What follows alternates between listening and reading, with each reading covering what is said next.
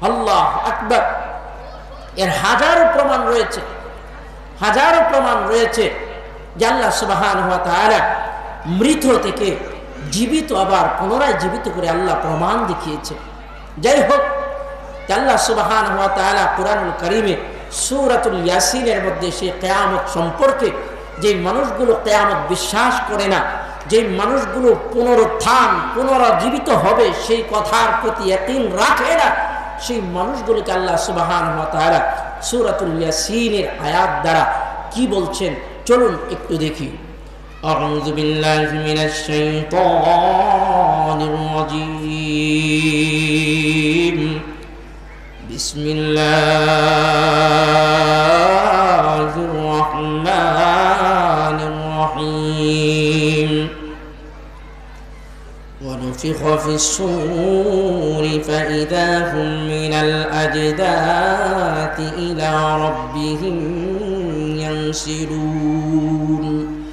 মহান রব্বুল আলামিন আজ থেকে 1450 বছর পূর্বে বিশ্বনবী সাল্লাল্লাহু আলাইহি ওয়াসাল্লামের উপর কুরআনুল কারীমের সূরাতুল ইয়াসিনের আয়াত নাযিল করে জানিয়ে দিলেন, হাবিব আমার, বন্ধু আমার, আপনি আপনার উম্মতদেরকে জানায় দিন, আপনি আপনার উম্মতদেরকে বলে দিন, ওয়ানুফিখা ফিস-সূরি ফাইদা হুম মিনাল আজদাতি ইলা রাব্বিহিম ইয়ানসিলুন। আল্লাহ বলেন, যেদিন আমি ইসরাফিলকে আবার হুকুম দিব, ইসরাফিল হাতের মধ্যে সিংহা নাও, হাতের মধ্যে সিংহা নিয়া ফুৎকার আরম্ভ করিয়া দাও। মুফাসসিরিনে কেরাম বর্ণনা করেন, মহান রব্বুল আলামিনের হুকুম অনুযায়ী ইসরাফিল আলাইহিস সালাম যখন সিংহা হাতের মধ্যে নিয়ে ফুৎকার আরম্ভ করে দিবেন, ওয়ানুফিখা ফিস-সূর ফাইদা হুম মিনাল আজদাতি ইলা রাব্বিহিম ইয়ানসিলুন।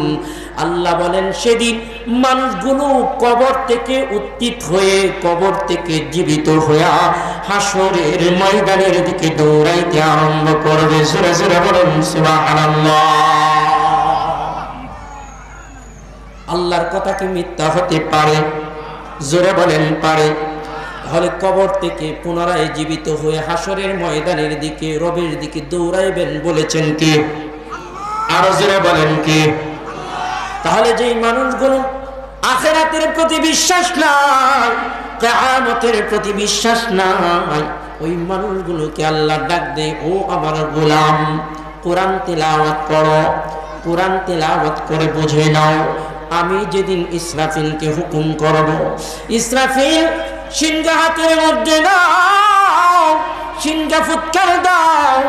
ইসরাফিল আলাইহিস সালাম হাতের মধ্যে সিংহা নিয়ে যখন ফুৎকার আরম্ভ করে দিবে, ফুকাতে আরম্ভ করবে, মুফাসসিরিনে কেরাম বর্ণনা করেন, সেদিন যে যেখানে দাফন হয়েছে, যেই মানুষটা যেই মাটিতে মিশ্রণ হয়েছে, যেই মানুষটা যেই মাটিতে মিশে গেছে, সেখান থেকে উঠে উঠে ওই হাসরের ময়দানের দিকে দৌড়াইতে আরম্ভ করবে। জোরে জোরে বলেন সুবহানাল্লাহ।